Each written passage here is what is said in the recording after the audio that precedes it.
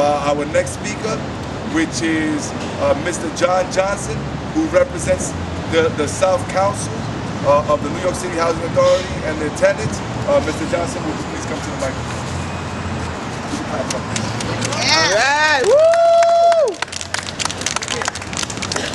First, I'd like to say thank you to the Borough President for supporting us in our endeavors for making the City Housing Authority a better place to live. I have to give a special thanks also to Herman Williams, who spearheaded this. She's the counsel for the North Bronx. I remember when I was a kid, back in '77, the Yankees was playing, and Howard Cosell was announcing that the Bronx is burning. The Bronx is back now. We're back stronger than ever now. We're going to do the things that we need to sustain good living here in the Bronx. There's a lot that needs to be done, and the people that are standing behind me, like the Borough President said, have put in a lot of years doing the things that we do. We don't get paid for what we do. We do it because we care. And we want a better place to live for our residents. We don't want to see public housing sold. We don't want to see public housing auctioned off to the highest bidder. We want it to stay. We need a place in New York City for the low-income residents here. And that's what we're doing, trying to maintain that for the residents of New York City. Thank you. Woo!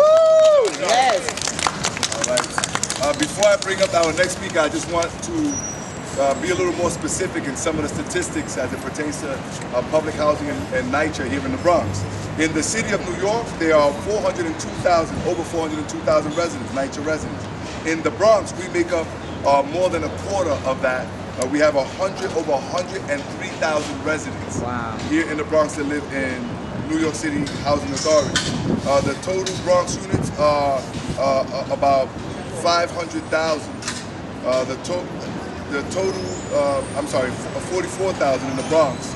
And if you look at the breakup in the Bronx, when you look at senior citizens, people 62 years and older in the Bronx, they make up about over 15% of the New York City housing population, or 16,500 residents. New York City Housing Authority has a very young population as well. They have, from the ages of 18 to 34, we have people living under the age of 18 are over 34,000, or 33% of the New York City housing population here in the Bronx. And of course, it's no secret that when you look at the population here in the Bronx, about 95% of all NYCHA residents in our borough are people of color. And to address more of our concerns and how we're going to proceed forward, please help me welcome Ms. Loretta Masterson, who I had a pleasure of working with for many, many years. So Ms. Masterson, please come up.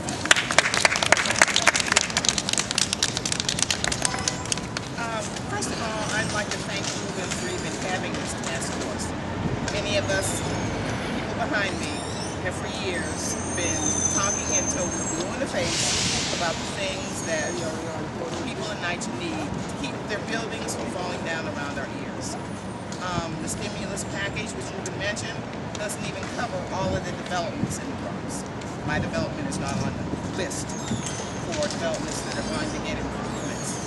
So I'm really thankful that he's chairing this, or having this task force, so we can at least try and get some money through to NYCHA so that we can get our repairs met. Maybe we can get staff increased. All of us are missing staff, so our buildings aren't being cleaned like they should be. And it's generally been kind of hectic for the residents because you have people that are up in their own hallways, up in their own lobbies, it's kind of crazy. So I'm thankful. I'm thankful again. Thank you, Ms. Masterson. Let me again be clear, and this is something that I will continue to speak with the task force. This is not going to be an advisory task force where we're pointing fingers, where we're just going to highlight our concerns, and where we're just going to highlight deficiencies.